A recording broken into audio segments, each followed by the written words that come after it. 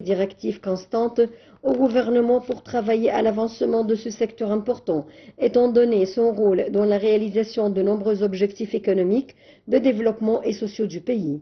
Le chef du gouvernement a souligné la volonté de l'État de fournir divers types de soutien pour promouvoir le secteur industriel et d'œuvrer à l'augmentation du pourcentage de contenu local dans les divers produits fabriqués, ainsi que l'effort continu pour localiser de nombreuses industries sur le territoire égyptien afin de maximiser le potentiel et les atouts à cet égard. Au cours de la réunion, l'ingénieur Mohamed Mahmoud Al-Arabi a passé en revue les efforts entrepris par le groupe Al-Arabi pour localiser et approfondir l'industrie locale, se référant à cet égard à la coopération existante avec l'initiative START pour soutenir l'industrie égyptienne qui a abouti à la localisation de l'industrie des compresseurs, des climatiseurs. Au cours de la réunion, l'ingénieur Mohamed Mahmoud Al-Arabi a discuté de la proposition du groupe d'augmenter le pourcentage de composants locaux dans le processus de fabrication à l'aide d'un tableau détaillé des différents secteurs de l'industrie. Le chef de la diplomatie Sameh Choukri s'est rendu hier dimanche en Russie et justement pour prendre part aux réunions du groupe des BRICS. Il s'agit des réunions des ministres des Affaires étrangères du bloc des BRICS. C'est ce qu'a déclaré le porte-parole du ministère des Affaires étrangères, l'ambassadeur Ahmed Abou Zeid. Le ministre des Affaires étrangères Sameh Choukri s'est réuni hier à la ville russe de Nijni Novgorod pour participer à la réunion des ministres des Affaires étrangères des BRICS. Selon le porte-parole et directeur du département de la diplomatie publique au ministère des Affaires étrangères, l'ambassadeur Ahmed Abou Zeid, le ministre des Affaires étrangères devrait prononcer deux discours au cours des deux sessions de la réunion, la première portant sur la coopération des BRICS et les questions internationales et régionales, et la seconde sur les modalités de coopération avec les pays partenaires. Le porte-parole du ministère des Affaires étrangères a ajouté que la visite comprendrait également un certain nombre de réunions bilatérales avec les ministres des Affaires étrangères des pays participants afin de discuter des moyens de renforcer les relations et la coopération bilatérale, ainsi que des consultations et des échanges de vues et d'évaluations sur les principales questions internationales et régionales, en particulier la guerre contre Gaza et les efforts visant à améliorer l'accès de l'aide humanitaire à la bande de Gaza. Dans le cadre de l'initiative Nous sommes tous un, placé sous le patronage du président Abdel Fattah el-Sisi, le ministre de l'Intérieur organise le 5e forum des jeunes et des avant-gardes de nouvelles zones urbaines à Suez City afin de présenter les repères du gouvernorat et des projets nationaux.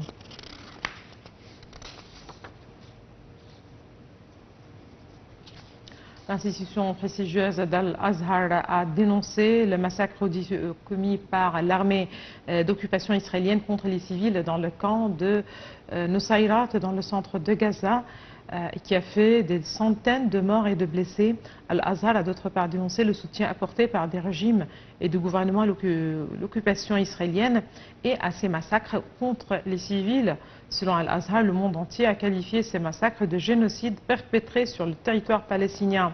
Al-Azhar a par ailleurs appelé la communauté internationale à mettre fin à l'effusion du sang de la bande de Gaza, ou plutôt dans la bande de Gaza, et à protéger les civils.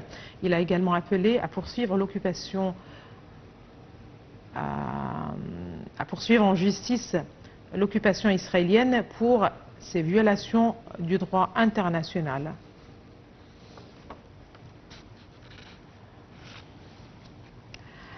La ministre de la Solidarité sociale, Nevin Al-Qabbaj, a déclaré que l'Égypte continuait de soutenir le Soudan vu les conditions dures qu'il connaît, notamment que plus de 500 000 Soudanais sont des hôtes en Égypte lors de cette dernière période à la suite de l'éclatement de la crise soudanaise, sans compter les Soudanais qui vivaient en Égypte avant la crise au nombre de 4,5 millions de personnes. Madame Al-Qabbaj s'exprimait samedi lors d'une réunion avec le ministre soudanais du développement social, Ahmed Adam Barhit, en visite en Égypte à la tête d'une délégation de son pays tenue au siège du ministère dans la nouvelle capitale administrative. et sont en marge du 3e Forum arabe ayant pour thème faire face aux inégalités à la lumière de multiples crises.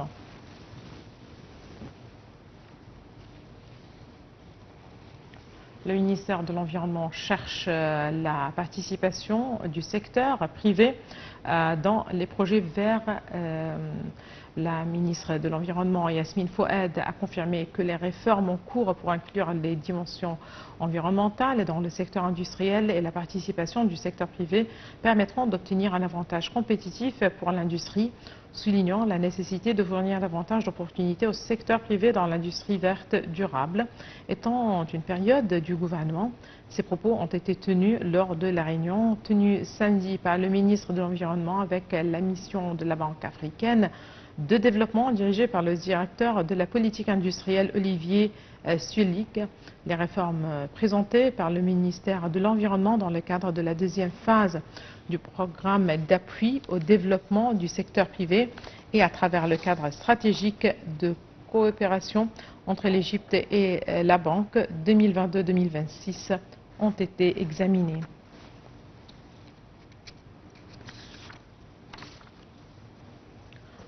Et là, à présent, sport, c'est la délégation de la sélection égyptienne qui est arrivée en Guinée-Bissau pour participer au 4e tour des qualifications africaines du Mondial 2026. Le match de l'Égypte contre le Guinée-Bissau sera tenu ce soir à 19h heure du Caire. La sélection nationale a réalisé la victoire dans le match dernier contre le Burkina Faso avec 2-1. Les Pharaons continuent à occuper la tête du groupe A avec 9 points, alors que la sélection de la Guinée-Bissau occupe la 2e place avec 5 points.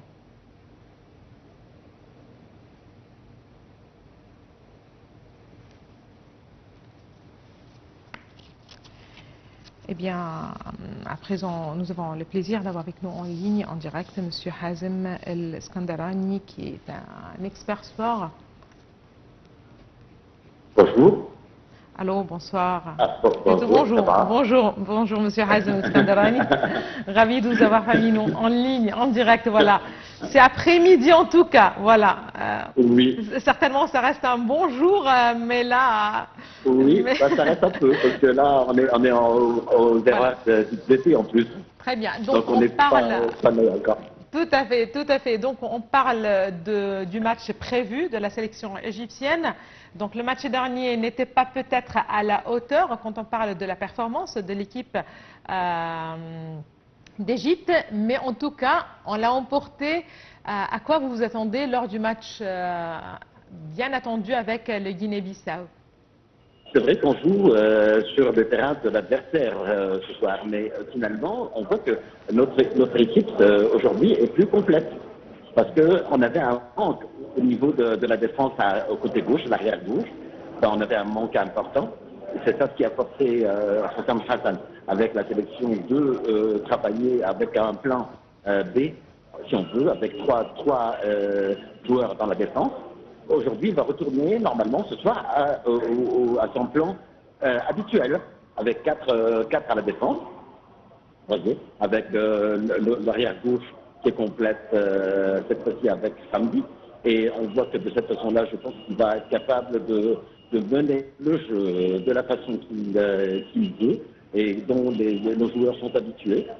Et je pense que là, on a plus de chance, surtout après le match d'égalisation, le dernier match de l'adversaire, Guinée-Bissau, qui ont fait un match nul. Donc là, ça nous rapproche de plus en plus de la qualification. Si on gagne aujourd'hui, et on a encore 2 matchs importants contre l'Éthiopie, un match chez nous et un match dehors. En plus, on a l'avantage et le privilège de jouer chez l'adversaire en dehors de leur pays. Donc ça, c'est un privilège pour nous qui peut nous permettre d'avoir justement un point plus fort que nos adversaires dans notre pôle. Allô? Ah oui, je vous entends. Oui, vous m'entendez? Allô? Pas très fort. Est-ce que vous pouvez parler un peu plus fort? Je ne vous entends plus assez bien. Oui, comme ça vous m'entendez mieux? J'espère, oui. Comme ça va? Je vous en prie, allez-y, s'il vous plaît.